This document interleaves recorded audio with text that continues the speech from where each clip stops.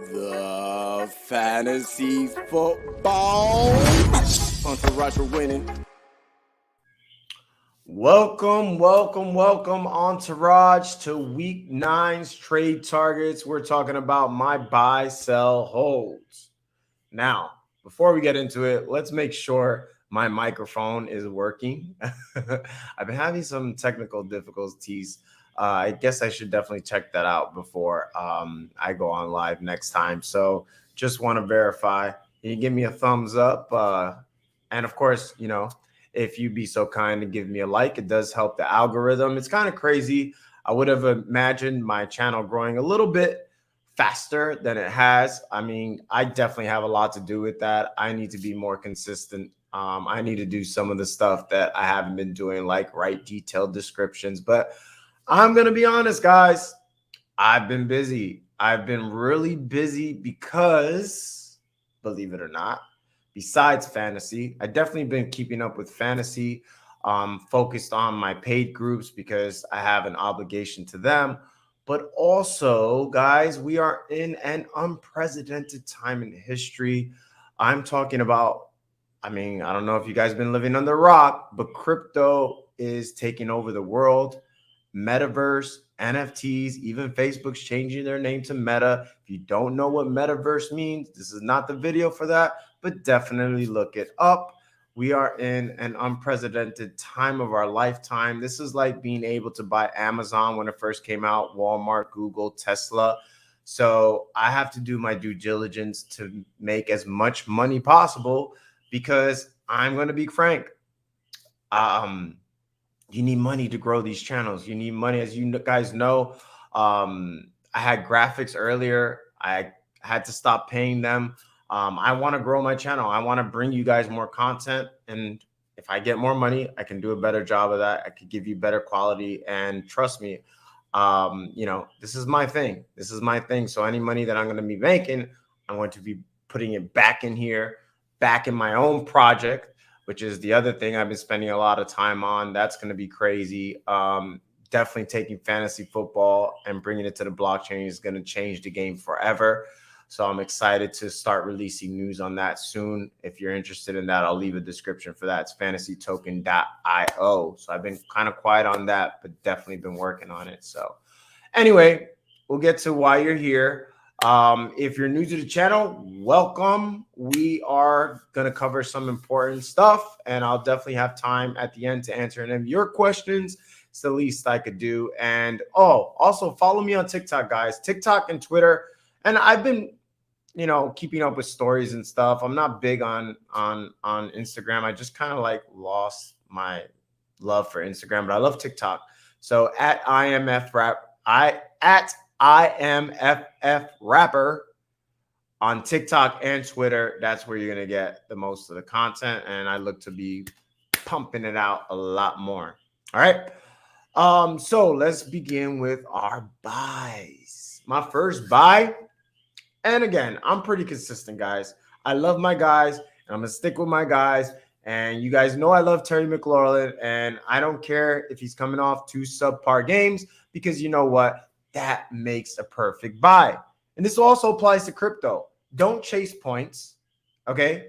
Don't chase cryptos that are pumping like crazy like Shibu, which, by the way, dumped today.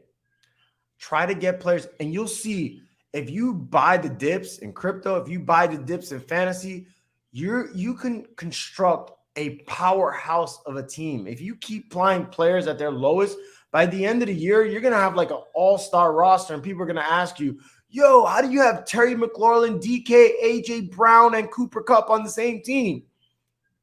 Well, I bought low. I bought DK when Geno Smith was the quarterback. I bought AJ Brown when nobody wanted him because he was hurt. I drafted Cooper Kupp. And now I got Terry McLaurin on a bye. Here's the thing, though.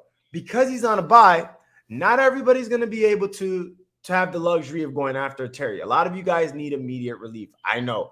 But guess what? You watching, not everybody is 1-7, or well, you're probably not watching if you're 1-7, but not everybody's 3-5, not everybody's 6-2. So I gotta give players for all types of teams, because we have a lot of teams that are front running right now. We have a lot of teams that are 6-2, some 7-1. It'd be hard to be 8-0. You're probably in your family league, but whatever. So even if you are, let's say 4-4, 5-3, depending on your matchup, because I've seen, some of my opponents, like I had an opponent today that has Aaron Rodgers, and guess what I did? I sniped Jordan Love. It's a super flex league, so now he's screwed. He had Chris Godwin, and he had somebody else on a bye. So you could look at that. Don't always, I think too many people like pay attention to the record, and the record is important, but the team is more important, because sometimes shit happens. You had bad luck. You had a bad week. Like somebody posted a team on the Facebook group. They were like 3-5, but they have a crazy team. They had Najee Harris and Herbert and Nick Chubb and like a bunch of good players. Well, guess what? It just so happened that Nick Chubb had a bad week. Justin Herbert had a bad week. Noah Fant had a bad week, and all was like the same week, right? So that's why we can't overreact, okay? But fact of the matter is, Terry McLaurin, excellent talent. He's a target hog, double-digit targets in half of his games, right? Taylor Heineke, obviously he could be better, but still, Terry McLaurin, I think we would all agree right now he's probably at an all-time low, given the fact that he's coming off 2 subpar games and he has a bye week. So now is the time to pounce. This is when I like to buy. Just like crypto projects. If I believe in a project, I don't care how much the price is. I don't care that it went down 30, 50% sometimes, because that's the way crypto works. If you believe in a project, buy it then, because you could reap the benefits. You'll get that much more, because when it goes, not only will it go past, which, the 50%, not only would it catch up to the 50% that you lost, but then it'll go another 50% or another 2x sometimes. Same thing with Terry McLaurin. If you get Terry McLaurin, now this might be a bit of an exaggeration. It might not. There's weird people out there. But let's say, and this is why I love 2-for-1 deals. Let's say you go to this owner. He has Terry McLaurin. He's struggling. He needs immediate relief. He needs somebody you could plug and play immediately. And you say, you know what? Have Tyler Boyd on my bench. I picked up Boston Scott. Boston Scott starting, coming off a great game. Tyler Boyd coming off a good game, scored last week. You say, hey, I'm going to give you Tyler Boyd and Boston Scott, 2 players you can plug in immediately. You're in a must-win, and you give me Terry McLaurin. Now, any smart owner will probably not take that. But not all you guys are playing with smart people, right?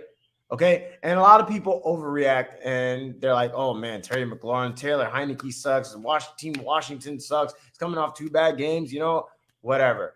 They probably, in their head, well, Tyler Boyd's not that much off from, and you'll probably have to give a little more. Again, I am exaggerating, right? But still, what I'm saying is Terry McLaurin could be had, and he could be had. It's a lot easier to do it in a package. It's a lot easier to mask this crappy deal that you're offering if you offer 2, because people are like, well, I'm getting 2 players that I could play instead of 1. But we all know here at Entourage, whoever gets the best player wins, okay? Another good deal, another player not all of you guys are going to be able to go after. There is some risk involved. This is similar to the situation of Mixon, which I mentioned last week. We all know how that played out. Balled out against the Jets, right? I said, look, I don't like injury-prone players. And now I'm talking about Sapon Barkley. But why do I have him as a buy? Because it gets to a point, guys, that a player's value becomes so low that, it's like, fuck it. Let's go for it. It's worth the risk. You know what? If I miss, I miss. As long as you're not giving, I'm not going to give away. Somebody asked me actually this. He said James Robinson and someone else for Saquon. Now, Saquon, if Saquon's Saquon, he's obviously better than James Robinson. But James Robinson has been so consistent. And as I say that, he's dealing with an injury, but still it should be minor, that I'm not going to give up a sure thing for a risky thing. But you know what? If you mask a deal again and you do a 2-for-1 and you do another injury-prone player or another player that's kind of been banged up like Antonio Gibson And another player, listen, I would trade Deebo Samuel for Saquon Barkley. And that's a realistic deal. That's a deal a lot of owners would probably take. Okay. But Saquon, especially right now, it helps our cause too, because he just got diagnosed with COVID and he got the vaccine. So chances are he'll probably play because for some reason they have different rules if you're vaccinated or you're not, which I think is stupid. Why does the vaccinated person got to pass 2 tests within 24 hours and then the other person's got to wait 2 weeks, whatever? But we're not going to get into that in this video. But take advantage of that. Take advantage of that because that drops his price even lower. And you know what? If you get Barkley at a good price and he does pan out, you got a league winner. But again, we're buying Barkley low. If somebody's asking for full Barkley prices, no, off the table, not worth the risk. But compared to what I've seen Barkley go for, somebody also in the Facebook group said, hey, should I give Barkley and Terry McLaurin for Dalvin Cook? I said, absolutely not. You're selling 2 players on a low, 2 elite players, 2 top, 2 players that were drafted in the first 3 rounds, Barkley first round. And I hate to say it, Cook's got just as much as risk. I mean, even last game, he wasn't injured, but he played like he was injured. I mean, he didn't produce is what I'm trying to say. And he already missed the game. So there's just as much risk as with Dalvin Cook as there is with Barkley. But Barkley will be a lot cheaper for you. Okay? But again, this is probably more for somebody that's like at least 4-4, 5-3, 6-2, winning records. And don't worry, we'll get to, this player can help you immediately. My next player is Darren Waller. Darren Waller was a top, was drafted in the first 3 rounds as well. He's still a talent. He's still a focal point of that offense. And actually, due to Henry Ruggs' incident, he'll probably be even more of a focus on that team. I'm not sold on the Raiders defense. That seems to be unraveling rather quickly. Okay, so they're going to be in a lot of shootouts. And Darren Waller, he's due. And he's cheap right now because I'm not even sure he's a top 5 tight end right now. Take advantage of that because that is that could be a big difference in your lineup, having a receiver, which Darren Waller could essentially be in the tight end position. That could give you a huge advantage. And Darren Waller right now, he's never been cheaper. So take advantage with the added targets. He's still a talent, still one of the few tight ends that's a focal point of their offense, still getting the targets. All right. He's going to be a great, great add for you guys. Okay. And I believe they already had their bye, right? Pretty sure. Right? Or is it this week? I don't know. But Darren Waller is a great buy. And all 3 of these guys are great buys. Again, I'm trying to give you guys at their cheapest. And if Saquon doesn't work out, if you give up who would, you could probably get Saquon for like Cordell Patterson and, a throwing wide receiver or something like that. Like, I definitely think you could get that done. So, get Saquon and get Darren Waller and get Terry McLaurin, and then you can thank me later. Each one is just so cheap that it's worth the risk. All right. My first sell is Robert Woods. Again, why Robert Woods? Well, he's coming off a 2-touchdown game. But why else? Well, did you see who else is on his team? Cooper Kupp, obviously the number 1 receiver there, and my man Van Jefferson. Now, Robert Woods hasn't been getting that much more targets than Van Jefferson. Okay? Not only that, but Robert Woods has 2 games over 70 yards, only 1 game over 100 yards, that blow-up game in Seattle on a short week. Even this last game, he had 2 touchdowns. 1 was a rushing touchdown. Can't rely on that. And he only had 38 yards receiving against a horrible Houston Texans defense. So his 2 big games have come against the Seattle Seahawks and the Houston Texans. Do you see where I'm going with this?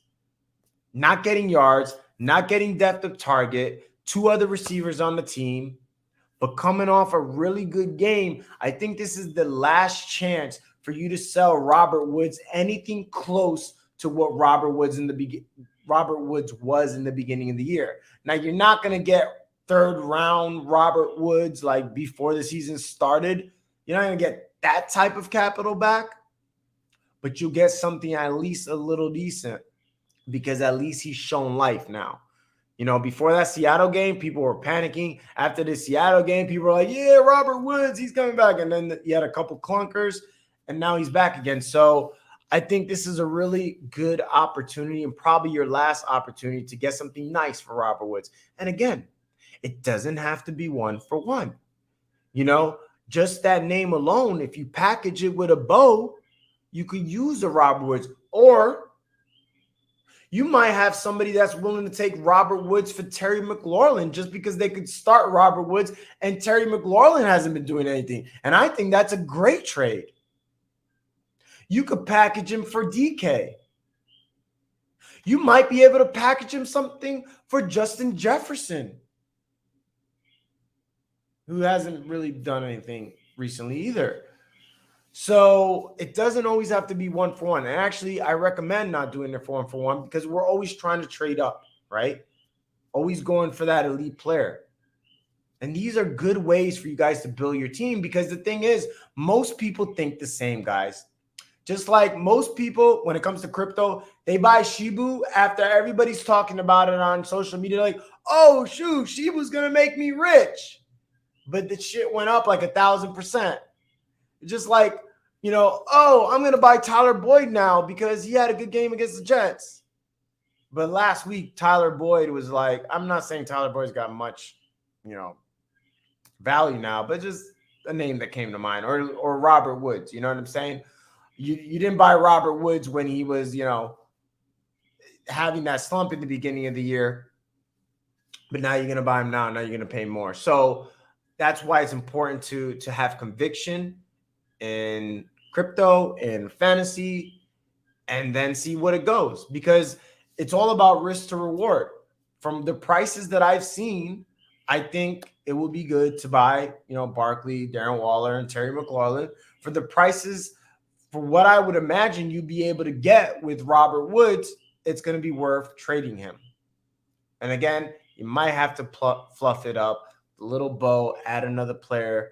But if you could get an elite player coming off a bye week, do it.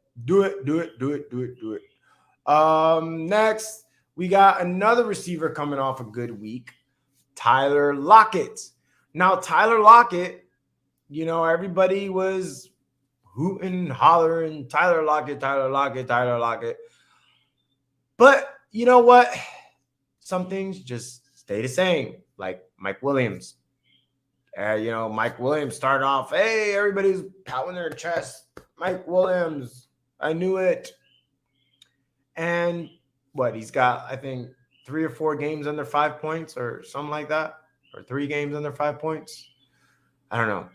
But the point I'm trying to make is you are who you are. You know what I'm saying? At a certain point, guys, you are who you are. Tyler Lockett is the perfect DFS play. Because when he goes off, he goes off. And he went off last week. But then he'll have like 3 games under 10 points. He's hit or miss, like Mike Williams, right? Well, now that he's off a hit, sell him. Sell him. Okay? Because first of all, that was with Geno. Not saying that, you know, obviously Geno's not better than Russ, but like he had a ridiculous amount of targets. What did he have? Like 12 targets that game, or had 12 receptions or something ridiculous? We're trying to sell high. Now, is Tyler Lockett a good player? Sure.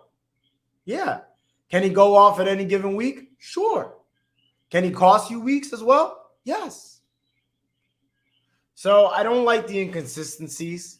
So I rather trade Tyler Lockett now, coming off a good week, because you couldn't trade him for the life of you. So finally, you get an opportunity, just like Robert Woods, pounce on it. Pounce on it. DK is the receiver you want on that team. And I'm not saying Tyler Lockett won't have his moments because he will, but I'm saying Tyler Lockett is a good sell right now because he's coming off a good game and he has name value as well. He's Tyler Lockett. People like him, just like Bobby Trees. And then my last is this one's going to shock you. This one's going to shock you. And it makes me feel a little uncomfortable just saying it as well. Alvin Kamara. Why? Because again, guys, I'm trying to appeal to all audiences, right? Some of you guys are 7-1, 6-2, 5-3. Some of you guys are fighting for your life. You're 3-5, you're 2-6, And Alvin Kamara might be your only commodity, right? Alvin Kamara is coming off a good game against Tampa Bay, right? But if you read between the lines, there's a couple of warnings, right? Number one, New Orleans Saints are not a good offense, right? Number two, so if they're not a good offense, they're not going to score a lot of touchdowns. Number two, he might not get a lot of goal line carries with Taysom Hill in the game. Remember, Taysom Hill is a running quarterback. Number three, they signed or they traded for Mark Ingram. Well, for some reason, they seem to like Ingram, okay? First game, 29% of the snaps. That's not bad. First game, Ingram's there. Kamara had a season-low 67% of the snaps, okay? Lower snaps, lower volume, bad offense, running quarterback. And again, Alvin Kamara is great, guys. Tyler Lockett's great. Bobby Trees is pretty good too. I'm not saying these players are trash. I'm not saying sell them at all costs. Every once in a while on the sell list, I'll say a player, just get rid of him. Like Julio Jones, I was just sell him for a bag of chips, whatever you could get, right? Every once in a while. But usually on my sell list, like last week, I told you to sell Kyler Murray. Now, I'm not saying I'm a psychic or anything. He did end up getting injured. I didn't think it was going to be that was part of the reason I like selling him too, because he is an injury risk because he's small. But Kyler Murray's still a good player. I only told you to sell him because I felt like you could get good value for him and you get similar production elsewhere. Okay. So I think, Alvin Kamara, you could probably get a Nick Chubb and Terry McLaurin for Alvin Kamara. That's a good deal. That's a really good deal. Two bona fide top 5 potential type players. Top 5 to 10. And that's very doable. Very doable. Okay. So if you're a championship team, if you're stacked top to bottom, because I also seen a lot of those teams as well, then you don't really need to sell Kamara. Then keep him. Every team is different, guys. That's why I have a Facebook group, because what I tell one person, I'm not necessarily going to tell another person the same thing. It's not me being inconsistent. It's just different teams need different things. Okay. Get Barkley for Damian Harris straight up like yesterday. Now for my holds. First hold is Justin Herbert. Yes, I like my guys. And I like them until I don't like them. And when I don't like them, I have no problem admitting it. I don't like them, or I have no problem admitting that I'm wrong. But Justin Herbert's my guy, I'm not going to jump ship just because he had a couple bad games. It's been disappointing. I'm not going to lie. But, who they play? Baltimore is not a bad defense. New England's not a bad defense. You know what I'm saying? So it's not like he stunk it up against scrubs. Now, I do believe in the phrase big players do big things, which is why I said I'm disappointed. But I'm not ready to jump ship on Justin Herbert. So I don't think you sell him at a low. I think you hold on to him. And I think I'm pretty confident, you'll be glad to hold on to him because he's still a good player. He's still got weapons. You got Eckler. Hopefully Mike Williams, resurrects again. Of course, Keenan Allen, who's been rather slow. But Justin Herbert's a talent. They're in a throwing offense. Don't do anything irrational with Justin Herbert. All right. My second hold is, believe it or not, Antonio Gibson. Now, why is he a hold? A couple weeks ago, maybe last week, he was a sell, right? But again, we have to change. We have to adjust. Told you to sell him last week because he was starting, right? Which was good enough to me. So you hopefully you sold him for somebody that thinks, everything's fine. He came off a bad game, whatever. This last week, though, it was looking scary. I think Jarrett Patterson had more carries than Antonio Gibson. So why am I saying hold Gibson? Well, first off, nobody's going to give you anything.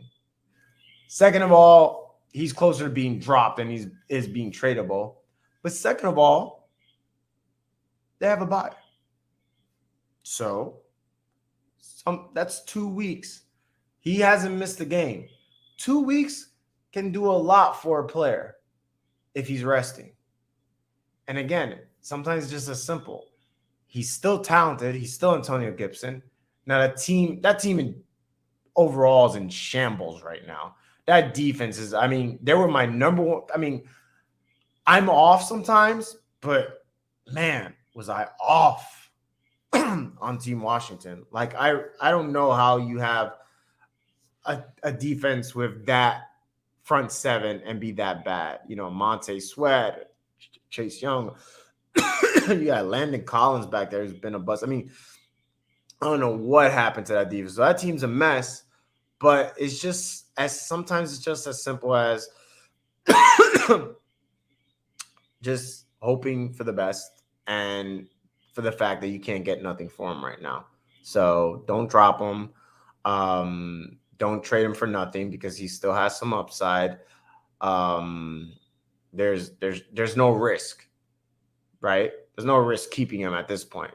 It might be a situation where you end up cutting him, but you know what? If those 2 weeks, if he heals, then you'll be happy that you held on because you're not going to get anywhere near the type of value you could have got earlier, right? Last but not least is DJ Moore. Now, DJ Moore has been a huge disappointment. But what I tell you guys, I don't like selling players. Like, it's counterproductive. Most people, they like selling player at their lowest. They're like, oh, this guy's been terrible for me. I just want to get rid of him. Like, I get it. Of course you want to get rid of DJ Moore and Antonio Gibson and some of these other guys that have not panned out for you, right? But the problem is you're not going to get proper value. And the problem is they still have upside because they're still good players, proven players, okay, which DJ Moore is. The first 4 games, it was like the best pick ever, right? Well, what happened since then? Well, I'm going to say it plain and simple, guys. CMC, we are now seeing just how valuable Christian McCaffrey is to this team, to Sam Darnold, to DJ Moore. He just makes everyone and everything better. Well, the good news is CMC should be coming back, right? The other good news is he's still getting a ton of targets, and he's still DJ Moore. He's still a great receiver who unfortunately is not had the best of quarterbacks. But if CSC comes back, given the amount of targets, just like Heineke and Terry McLaurin, eventually DJ Moore, he just needs one. He just needs one to break it. And we don't like giving away good players at their lowest. So we're not actively pursuing a trade for DJ Moore, although I'm closer, usually holds, I'm closer to buys than sells, right? But yeah, he's still DJ Moore. And even last year he was terrible. Like for like the whole year pretty much. And then he turned it up late and then somehow ended up with a 1,000-yard season. I don't know how that happened. Well, he had like huge yak or huge yards per reception. Okay. So he's still that guy. So don't get rid of somebody like that because I think there'll be brighter days. DJ Moore is not going to keep scoring under 9 points or just around 10 points. Just not. Don't matter how bad Sam Darnold is. And then we're getting our reinforcement, Christian McCaffrey, back sooner than later. All right. Now, for you guys, so you guys have been asking questions all along. I just try to get through my spiel first, and then, yeah. Let me go back here. Jordan Love season. What's up, Berto? What up, guys? DJ Moore plus Kittle for AJ Brown.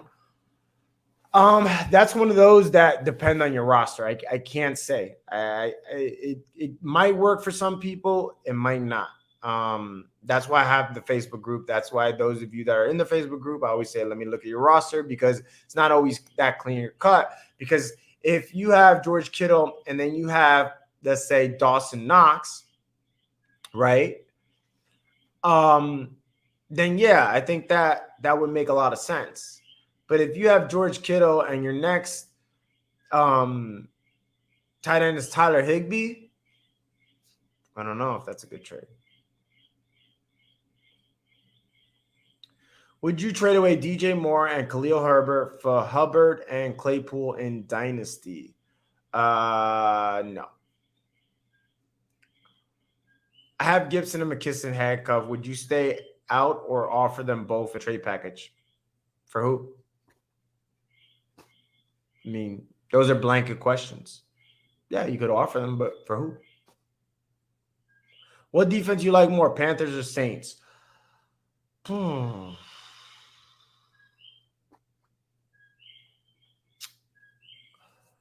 That's tough for several reasons.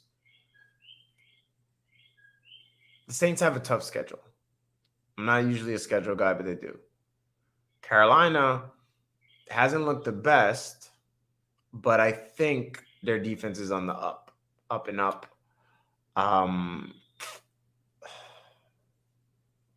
Especially because they got Stephen Gilmore, who had an interception his first game. But I think the play here would be, since New Orleans had their bye, I would keep New Orleans and then see how they play.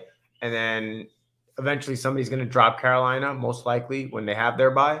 And then you could pick them back up. So that's how I would play it.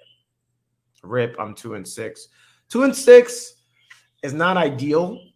But let's say you're in a league that has one of the playoff teams could be 3-5.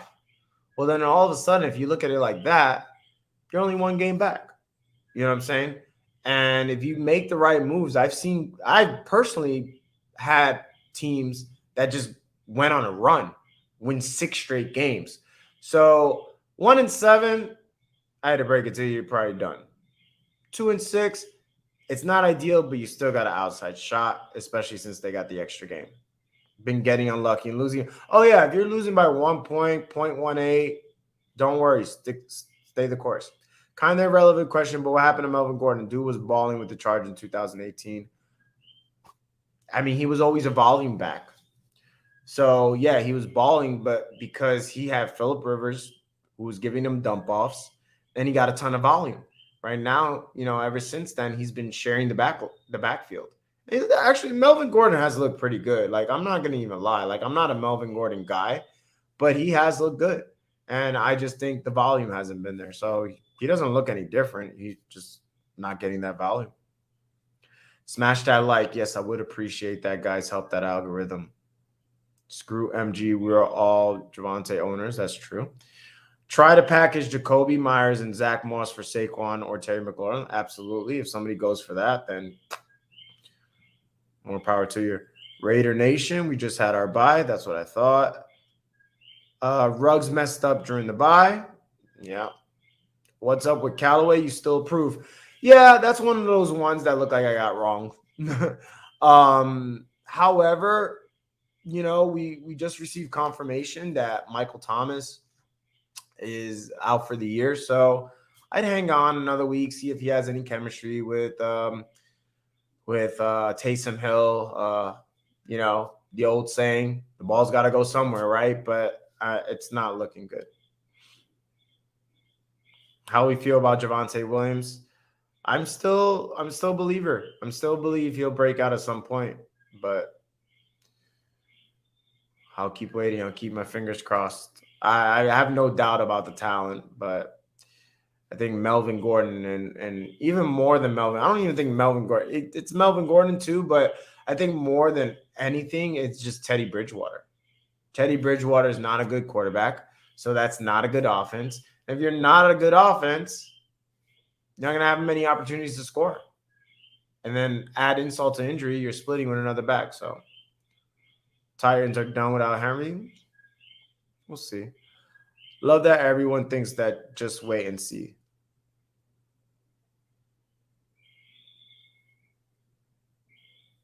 Get Barkley for Damian Harris straight up. Like yesterday, I did say that.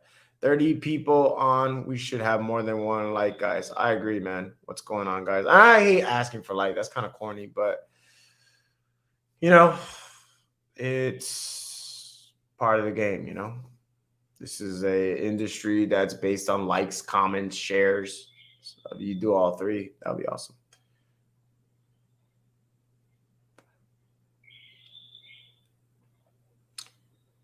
I'd rather buy McKissick. Yeah, I mean, I don't got a problem with that. If you have McKissick, would you package them both? Yeah, if you get the right deal.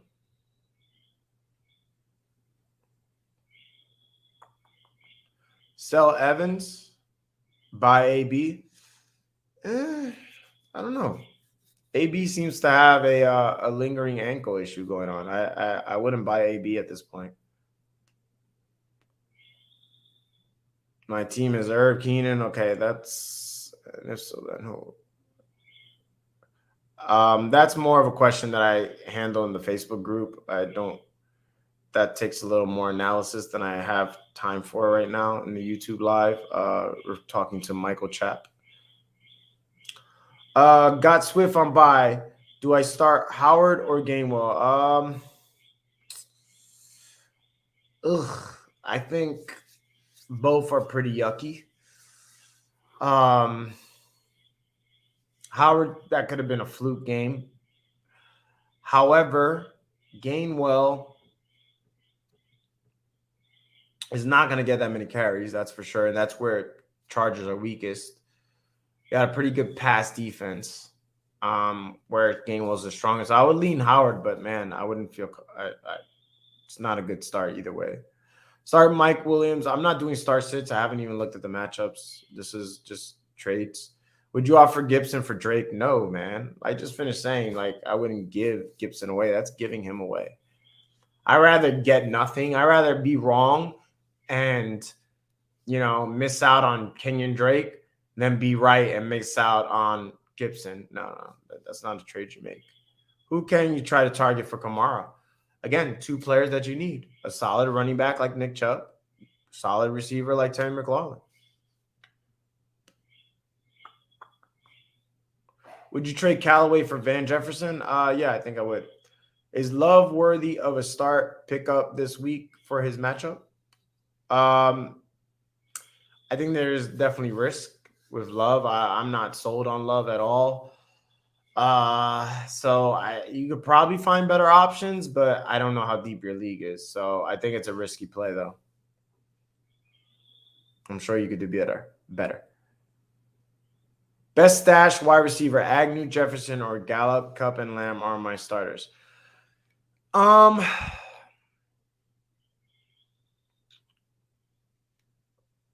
probably lean towards Agnew, surprisingly. He's become their wide receiver 2. It's a bad team, which means they're going to be playing down a lot. So the targets are there. He's pretty talented, too. I watched him. I know it's kind of weird because Gallup and Van Jefferson, but they're all very similar. And the other two probably have more upside, but I think Agnew could be a potential every week start and be what we thought Laviska was going to be. So I think I lean towards Agnew right now, surprisingly.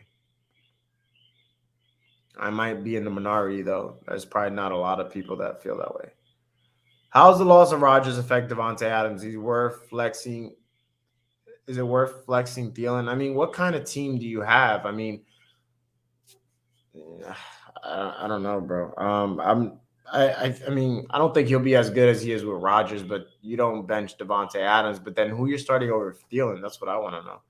Trade away Callaway and Moss for Van and Carter? Yeah, definitely. What do you think about Ertz with the Cardinals?